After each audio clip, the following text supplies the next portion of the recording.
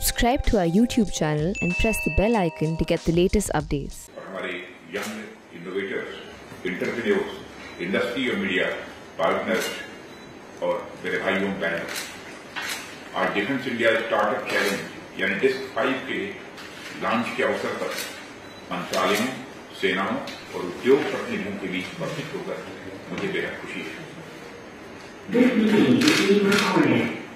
जिस समय हमारा देश अपनी स्वाधीनता की 75वीं वर्षगांठ मना रहा है, उस समय स्वदेशी तकनीकों और इनोवेशन को समर्पित डिस्क 5 की लॉन्चिंग कर हम रक्षा क्षेत्र में स्वाधीनता की ओर एक और कदम आगे बढ़ा रहे हैं। डिस्क 5 चैलेंज अपने पुराने एडिशन से आगे बढ़ते हुए देश में इनोवेशन, डिजाइन और डेवलपमेंट को और ऊंचाइयों पर ले जाएगा, ऐसा मेरा विश्वास है।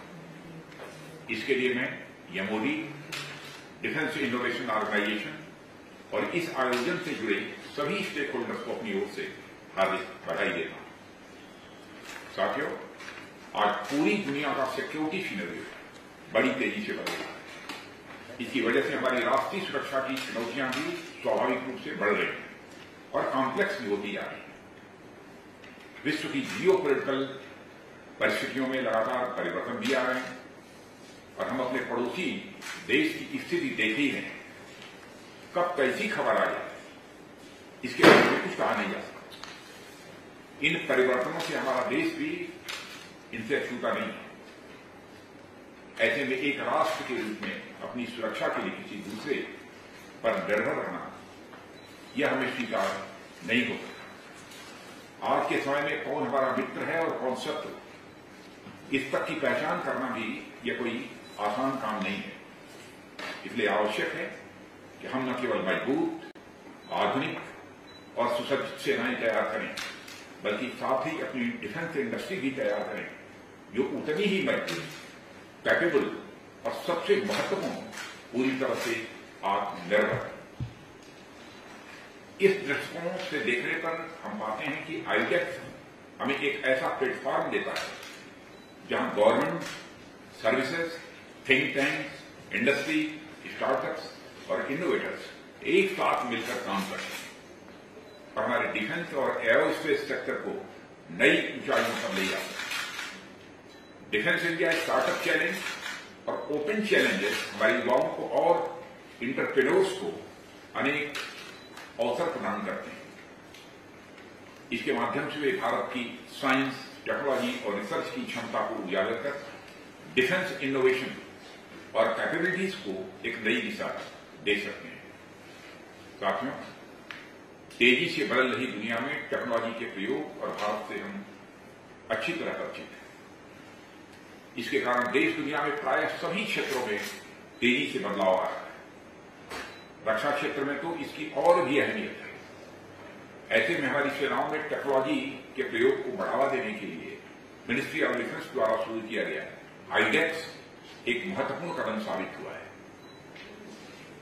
और हमारे देश में न ही टैलेंट्स की कमी है, न ही टैलेंट्स की डिमांड की कमी है, पर किसी कॉमन प्लेटफॉर्म के अभाव में इन दोनों का ही मिलान नहीं हो पा रहा। आईडेक्स प्लेटफॉर्म इस कमी को पूरा करने में काफी हद तक सफल हुआ है और यह प्रयास हमारी इंडस्ट्रीज को भी इनोवेशन, रिसर्च एंड डेवलपमेंट की एक मजबूत नींव प्रदान करता है। आईडेक्स जैसी पहल हमारे युवा, एकेडमिक जगत, रिसर्च एंड डेवलपमेंट, स्टार्टअप्स और हमारी सेनाओं के बीच एक कड़ी बनाती है। जैसा कि आप लोग जानते हैं कि इसके अंतर्गत सेनाओं और हमारी डिफेंस पब्लिक सेक्टर अंडरटेकिंग्स और ऑर्डिनेंस फैक्ट्री बोर्ड द्वारा फेस की जा रही समस्याओं की पहचान की जाती है और उनका समाधान खोजने के लिए उन्हें डिस्क के रूप में इंटरप्रेन्योर्स, एमएसएमईज, स्टार्टअप्स और इनोवेटर्स के सामने लाया जाता है। आईडेक्स फॉर फौजी भी इसी तरह की पहल है जो हमारे सर्विस पर्सनल को इन क्षेत्रों में अपना टैलेंट दिखाने का एक अवसर प्रदान करती है। यानी अपनी समग्रता में यह हमारी आत्मनिर्भरता के लक्ष्य को प्राप्त करने में लगातार सहायक बन रहा है। साथियों, आज डिस्क 5 का लॉन्च होना आत्मनिर्भरता की ओर रक्षा के क्षेत्र में रक्षा क्षेत्र के बढ़ते हुए कदम और युवाओं और उद्यमियों में डिस्क की लोकप्रियता को एक साथ दर्शाता है। डिस्क का हर एडिशन पिछले अपने एडिशन से कहीं अधिक व्यापक है और प्रॉब्लम स्टेटमेंट्स में विविधता के लिए वे होता है।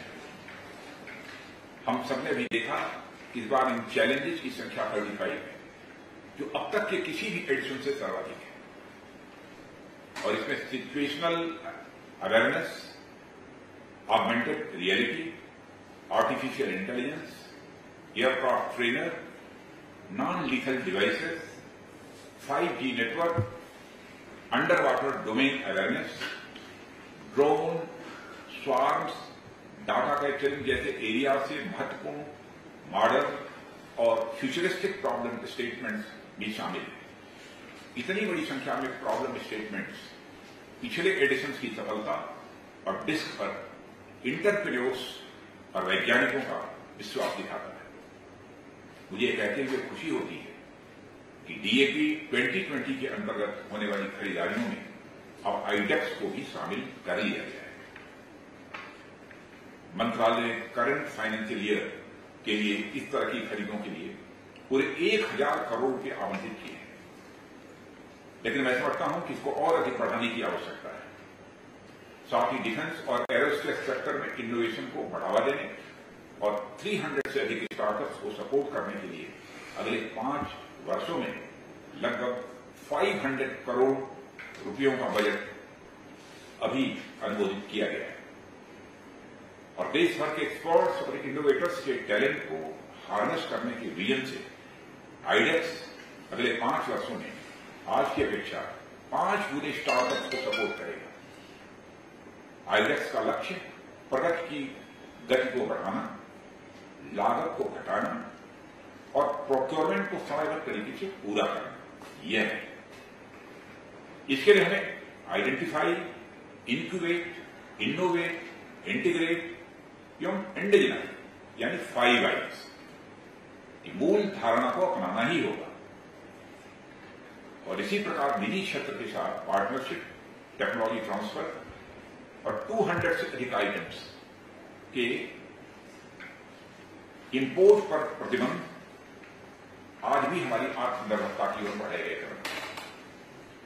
इन सभी का उद्देश्य स्वदेशीकरण को बढ़ावा देने के साथ साथ हमारी प्राइवेट इंडस्ट्री को रक्षा क्षेत्र में आने के लिए प्रेरित करना है, प्रोत्साहित करना है। स्टार्टअप्स जहां हमारी युवा क्षमताओं को एक प्लेटफॉर्म देते हैं, वहीं देश में रोजगार की भी संभावनाओं को स्वाभाविक रूप से बढ़ाते हैं। सरकार यह अनुमान करती है कि रक्षा संबंधी आयातों में अगर 20 to 25% की भी कमी आती है तो उसके बदले हमारे यहां एक से 1.25 लाख तक हाईली स्किल्ड जॉब्स अपने आप क्रिएट होते हैं। साथियों, जब मैं सरकार द्वारा किए इन प्रयासों के बारे में चर्चा कर रहा हूं तो कहीं न कहीं इनसे आने वाला आउटपुट भी मेरे दिमाग में चल रहा है। अब तक डिस्क के 4 एडिशन हमारे सामने हो चुके हैं और मुझे ज्ञात है कि मैं 40 से भी अधिक टेक्नोलॉजिकल एरियाज में 80 से भी अधिक स्टार्टअप्स, एमएसएमईज और इंडिविजुअल इनोवेटर्स विनर्स के रूप में हमसे जुड़ चुके हैं। इनमें से कई लोगों से मैं डिफेंस एक्सपो और एरो इंडिया शो में भी मिल चुका हूं। अब हमें यह देखना होगा कि इन विनर्स के आइडिया पर हम कितना आगे बढ़े हैं, इसका मूल्यांकन करने का भी समय आ गया है। अब तक कितने प्रोटोटाइप्स डेवलप करने की दिशा में हम आगे बढ़े हैं, यह भी देखना है।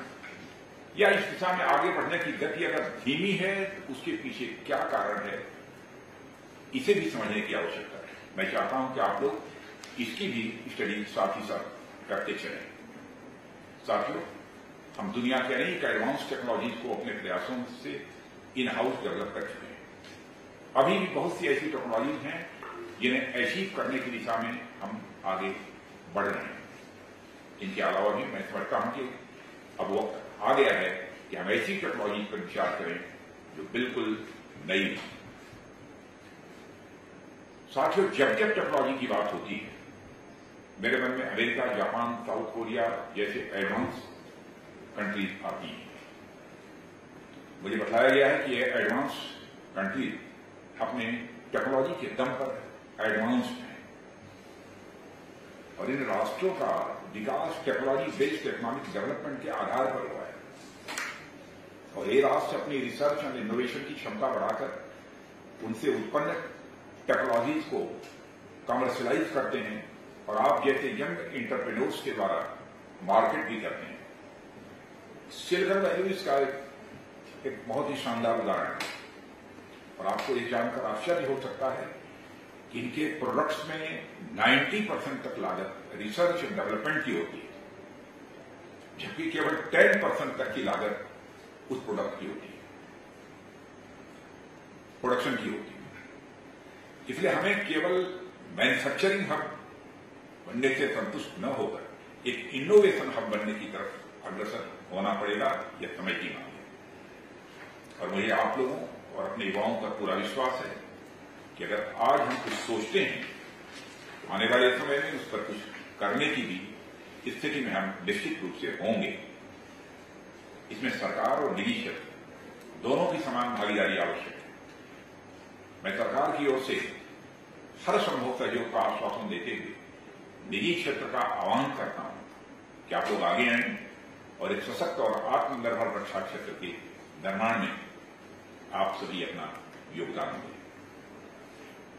इस अवसर पर इससे अधिक कुछ न कहते हुए मैं आप सभी को इस आयोजन के लिए हृदय से बधाई देता हूं और आशा करता हूं कि भविष्य में हमारी सेनाओं द्वारा पेश की जा रही चैलेंजेस के नए और इनोवेटिव समाधान हमारे सामने निश्चित रूप से आएंगे।